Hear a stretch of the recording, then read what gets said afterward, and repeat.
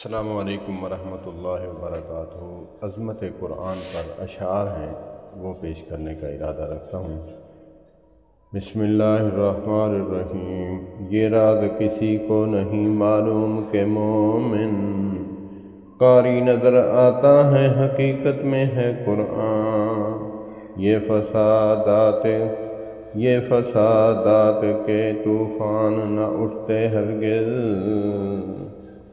تو اگر وقف راہ سنت و قرآن ہوتا۔ یوں الجھتا نہ مسلمان سے مسلمان کوئی، گر مسلمان حقیقت میں مسلمان ہوتا۔ یوں الجھتا نہ مسلمان سے مسلمان کوئی، گر مسلمان حقیقت میں مسلمان ہوتا۔ وہ معزز تھے زمانہ میں مسلمان ہو کر، اور تم اور ہم ہوئے تارک قرآن ہو کر۔